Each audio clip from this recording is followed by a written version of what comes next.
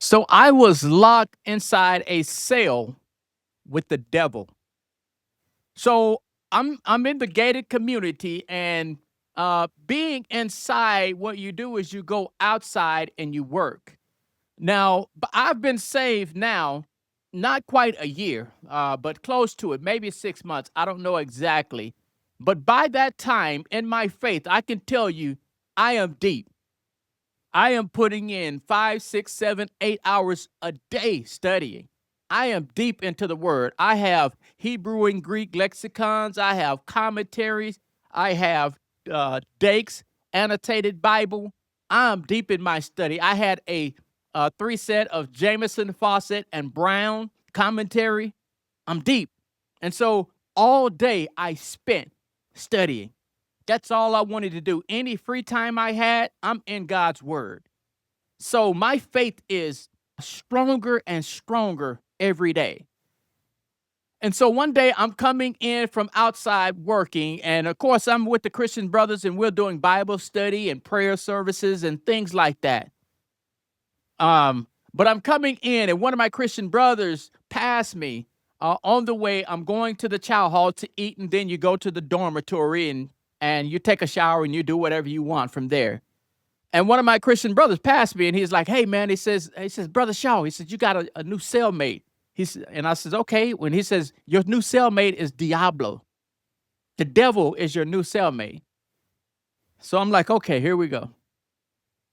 So I go eat and I go to the dormitory, and sure enough, going to my cell, and I can see a cardboard in the little window. There's a little slot in the door of the cell, and it's got Diablo wrote on it.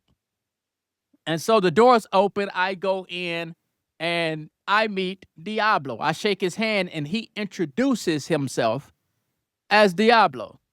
So I said, "Okay, Diablo, I'm John." And so we're standing there talking.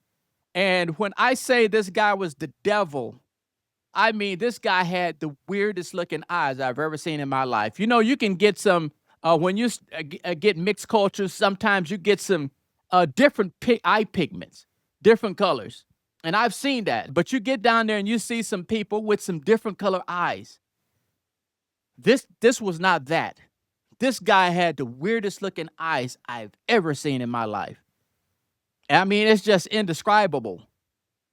And so I'm sitting here and I'm talking, and each one of us get a shelf. You know, you have a table and then you have two shelves, and over here you have the bunk beds. And so on the shelf and on his side, he has a snow white handkerchief laid out. And on top of that handkerchief, leaning at the back, leaning against the wall, is a satanic Bible. I'd never heard of such a thing. Didn't know such a thing existed until that day. And in front of the Satanic Bible, there is a jar with a red lid on it, a clear jar.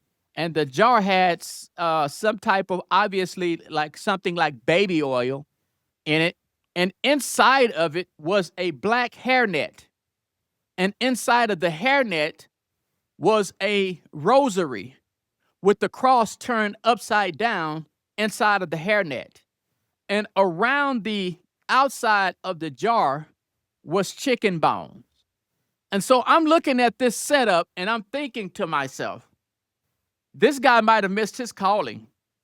He probably would have been a pretty good interior designer because he had this thing laid out. And the thing is that didn't bother me at all. Diablo didn't bother me. In fact, in the weeks to come, me and Diablo just got to talking, and just like he's just a regular guy. Okay. And that's the way I treated him. He's just a regular guy, lost, but a regular guy. And I treated him no differently. This threw him for a loop because I didn't treat him like a leper, treated him like a regular guy. We got along well.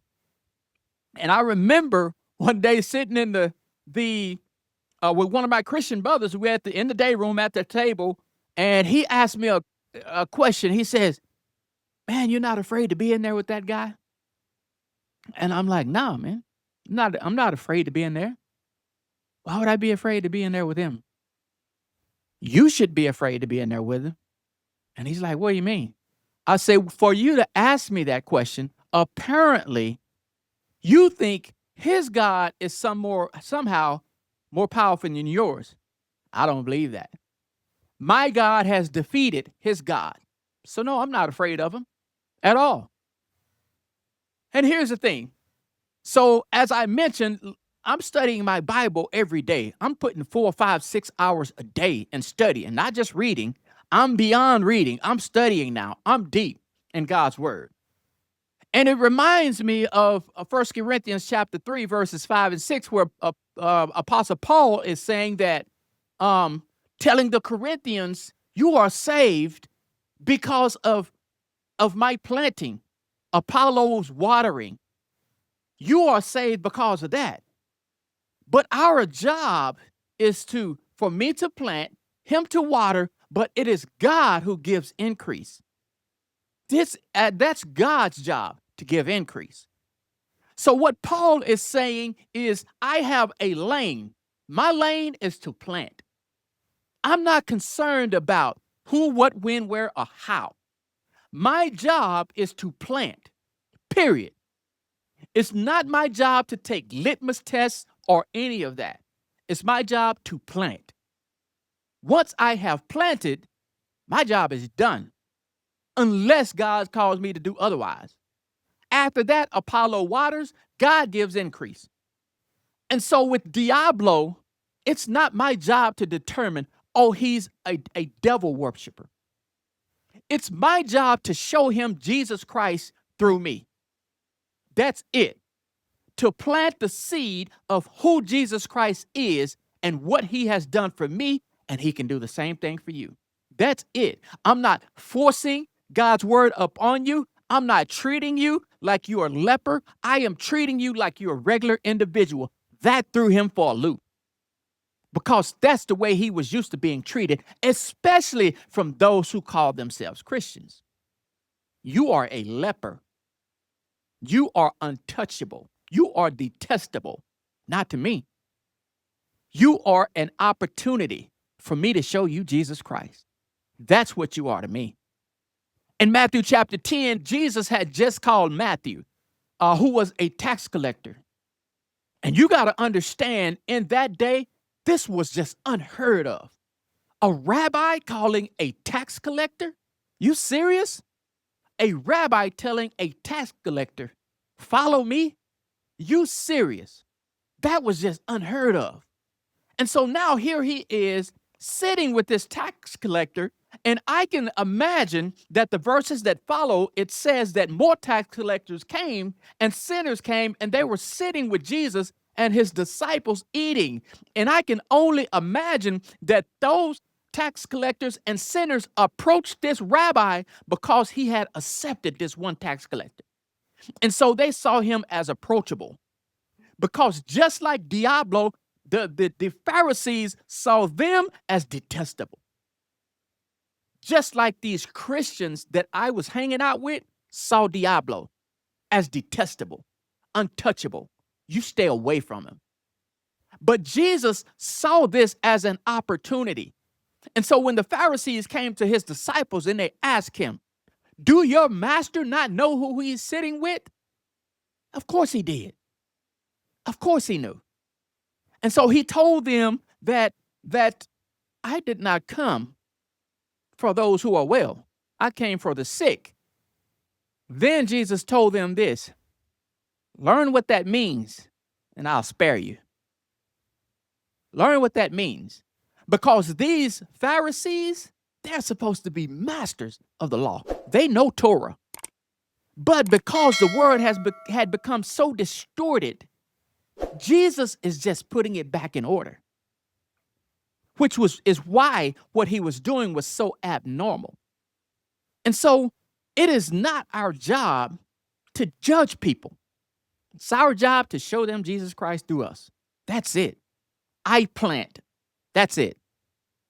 God gives increase. So I want you to think about this. Is this guy called? Is this devil worshiper called? I don't know that. I don't know that. If someone was a king and that king committed adultery, and then to cover his sin, that adulterer, the adulterous king, had his mistress's husband put on the front line to have him killed, would you say that that man would have the heart of God in him? You would say no. But David did. So we judge by what we see. We don't know.